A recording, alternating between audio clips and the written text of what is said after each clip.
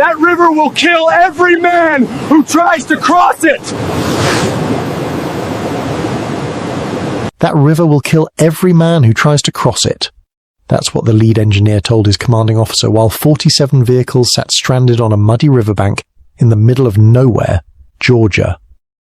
Rain had been falling for 6 straight days. The Chattahoochee tributary they were supposed to ford had turned into a rolling brown monster, 15 feet wider than the map said it should be, moving fast enough to drag a deuce and a half downstream like a bathtub toy. 312 soldiers watched as $250,000 worth of portable bridging equipment sat half deployed on the bank, its hydraulic system bleeding fluid into the mud like a wounded animal. And while officers screamed into radios and junior engineers punched numbers into laptops that kept telling them the same thing, impossible, impossible, impossible. One man walked to the edge of the water, knelt down, pressed his hand flat against the current and said 5 words that changed everything. I've crossed worse than this. He was 71 years old. If this story moves you, type bridge in the comments and make sure you subscribe, because what happened next proved that experience will always outrun technology when it matters most. His name was Leonard Decker, and he had no business being there, not officially. Leonard was a civilian contractor attached to the 74th Engineer Battalion as a technical advisor, a title that sounded important on paper but mostly meant he rode in the back of a Humvee, drank bad coffee from a thermos he'd carried since 1983, and offered suggestions that the younger soldiers politely ignored. He was lean and weathered, the kind of thin that comes not from dieting but from decades of physical work that never quite stopped. His face was a topographical map of hard living, deep creases around his eyes, a jaw that looked like it had been carved from a fence post, and hands so scarred and calloused they barely looked like hands at all. He wore the same faded olive-drab jacket every day, no patches, no insignia, just a jacket that had clearly been washed 1,000 times and refused to fall apart. The younger soldiers called him Pops behind his back, and sometimes to his face, and Leonard never corrected them. He just smiled that quiet half-smile of his, and kept his thoughts where he always kept them, somewhere behind those pale blue eyes that never seemed to blink when they were studying something. The training exercise was called Operation River Forge, and it was supposed to be a straightforward logistics deployment. The 74th had been tasked with moving a full convoy, supply trucks, command vehicles, mobile communication units, and 2 M88 recovery vehicles across a mapped river crossing point 60 miles south of Fort Benning. The exercise was designed to test the battalion's ability to deploy its improved ribbon bridge system under realistic field conditions. Captain Eric Maddox, the company commander, had briefed the exercise 3 times. He had maps, satellite imagery from the week prior, flow rate calculations, and a deployment timeline that had been reviewed and approved all the way up to battalion level. Everything was planned, everything was precise, and none of it accounted for the fact that 6 days of relentless rain had turned a manageable waterway into something that belonged in a disaster relief briefing. They arrived at the crossing point at 06:30 on a Tuesday morning, and the mood shifted the moment the lead vehicles crested the ridge overlooking the river. What should have been a 40-foot crossing with a moderate current was now closer to 60 feet of churning brown water carrying branches, debris, and enough force to make the ground vibrate under their boots. Staff Sergeant Brian Coyle, the senior bridging NCO, was the first one to say it out loud. "That's not what was on the imagery." Captain Maddox stood at the bank with his arms folded, watching the water like it had personally insulted him. "Get the ribbon bridge prepped. We'll adjust the span calculations and make it work." Coyle hesitated. "Sir, the flow rate on this. I'm not sure the anchoring system is rated for—" "I said get it prepped, Sergeant." And so they prepped it. The improved ribbon bridge is an impressive piece of engineering. Each aluminum bay unfolds from a specialized truck, and when linked together and launched across a waterway, the bays form a floating roadway capable of supporting main battle tanks. The system is fast, modular, and designed for exactly this kind of scenario. Except it wasn't designed for this kind of scenario. Not really. Not when the current was running at nearly 7 knots, and the riverbed was shifting with every passing minute. The first bay went into the water at 07:45. By 08:15, the hydraulic deployment arm on the second bridge truck had seized.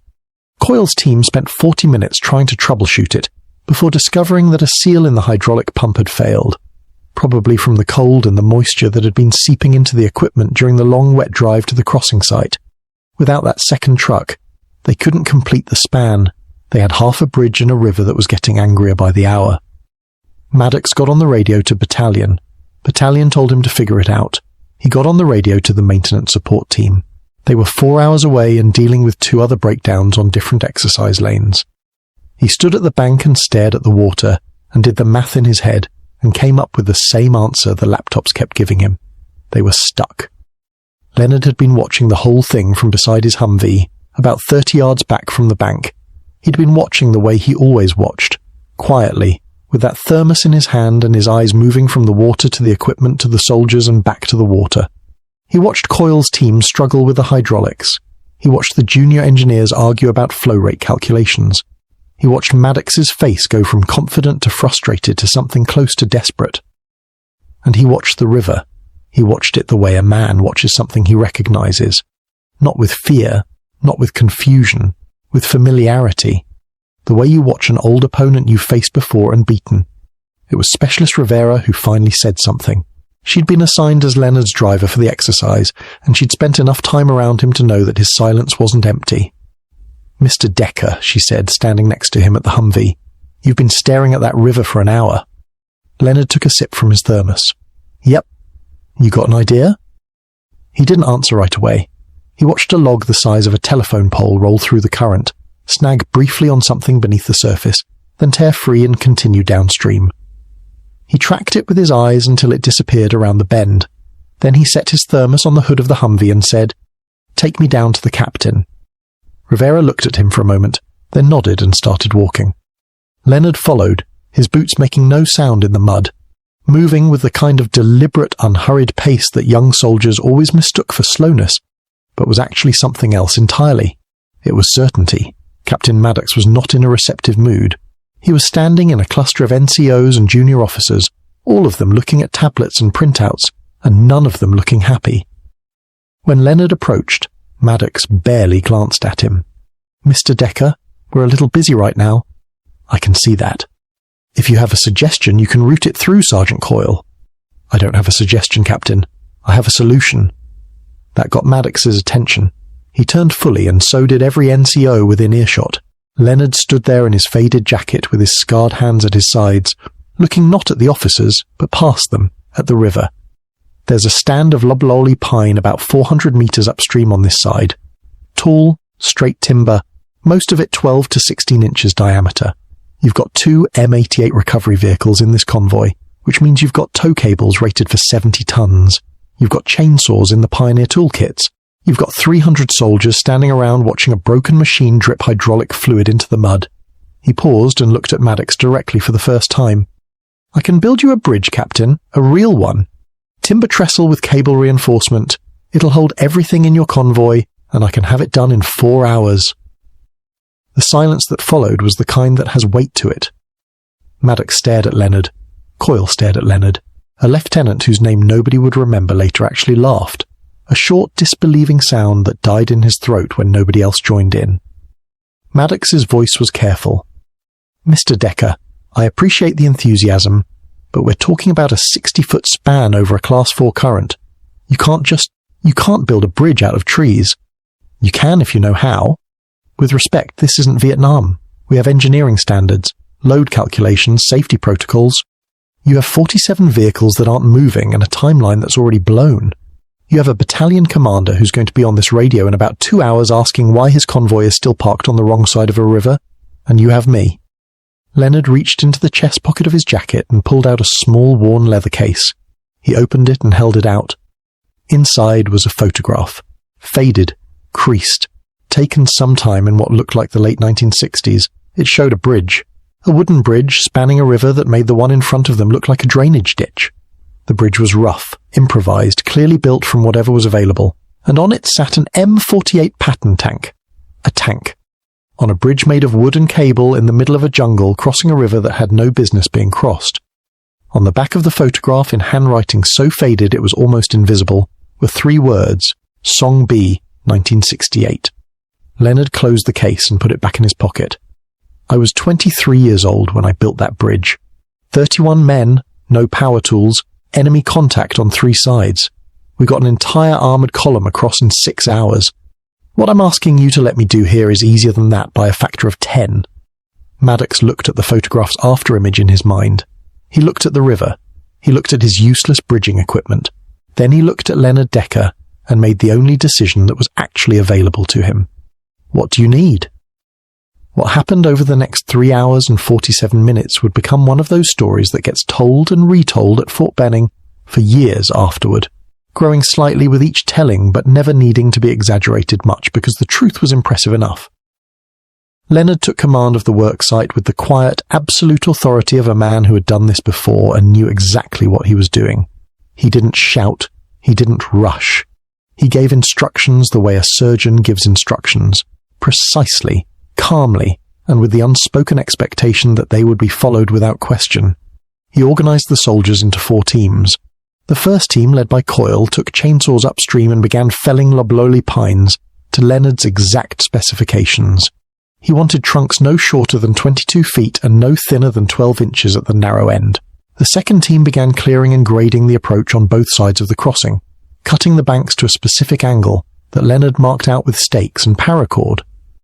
The third team rigged the M88 recovery vehicles into position, running their tow cables across the river using a system Leonard described as a messenger line ferry, a technique so old it predated the internal combustion engine, using a light rope thrown across the current, then progressively heavier lines until the main cables could be hauled into position and anchored to the M88s on either bank. The fourth team, under Leonard's direct supervision, began constructing the bridge itself. He built it as a timber trestle, a design that would have been recognizable to a Roman military engineer, which is exactly the point. Some designs survive for 2,000 years because they work.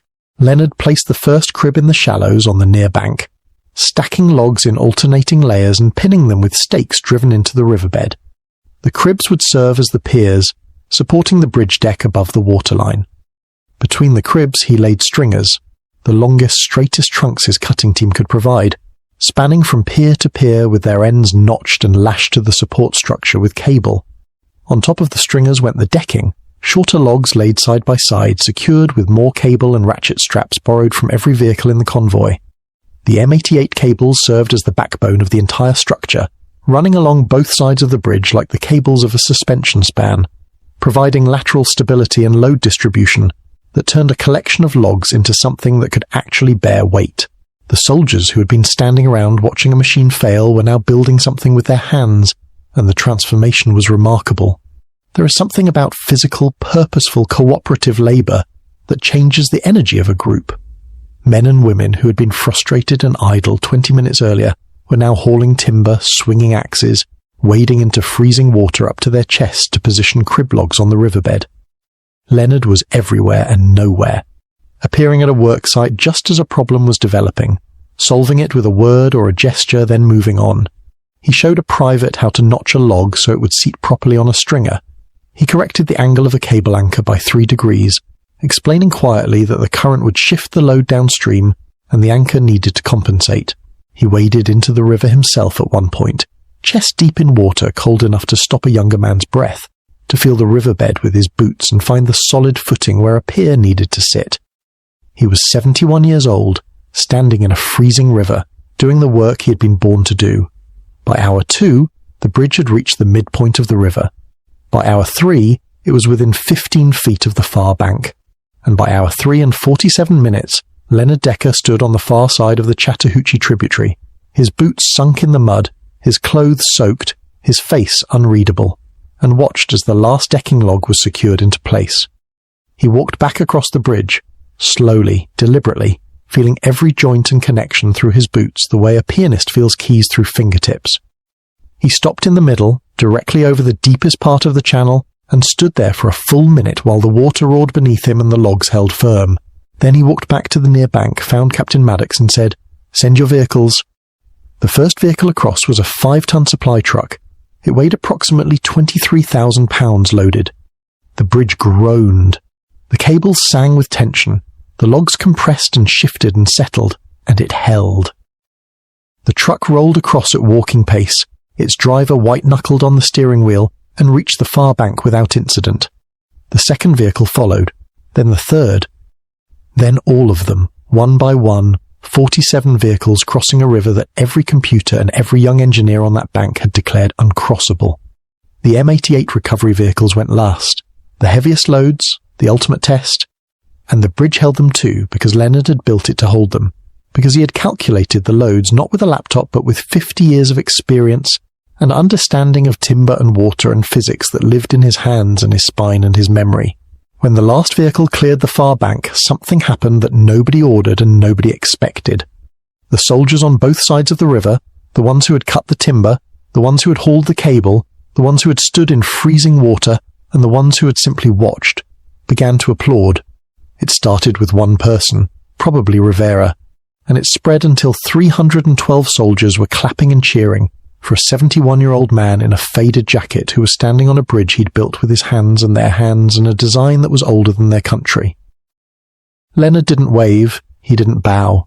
He stood on that bridge with the river rushing beneath him and let the sound wash over him the way the rain had been washing over him all day. Something natural, something he didn't need to respond to, something that simply was. Captain Maddox crossed the bridge on foot. He walked up to Leonard and stood in front of him for a long moment without speaking. Then he extended his hand. Leonard took it. "Mr. Decker, I owe you an apology." "No, you don't." "I do. I dismissed you. I've been dismissing you for 3 weeks." "You've been doing your job, Captain. You've got good equipment and good soldiers and good training. Sometimes the river's just bigger than the plane." Maddox held Leonard's hand a moment longer than a handshake requires. "Where did you learn to do this?" Leonard was quiet for a beat. 18th Engineer Brigade, 1967 to 1970. 3 tours. We built bridges, roads, airstrips, fire bases, mostly under fire, mostly with whatever we could find. Wood, steel, bamboo, wrecked vehicles. Didn't matter. The mission was movement, and we made movement happen." He paused. "The army gave me a Bronze Star and a bad back and told me I was done. But you don't stop being an engineer. It's not a job. It's how you see the world. Every river's a problem, and every problem's got a bridge in it if you look hard enough." What Leonard didn't tell Maddox, what he never told anyone unless directly asked, and sometimes not even then, was the full scope of what he had done in Vietnam. Leonard Decker had served as a combat engineer in some of the most intense operational environments of the entire war.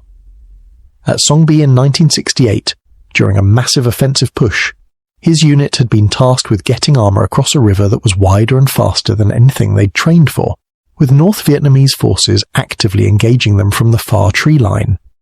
Leonard, then a young sergeant, had designed and supervised the construction of a timber and cable bridge under direct fire.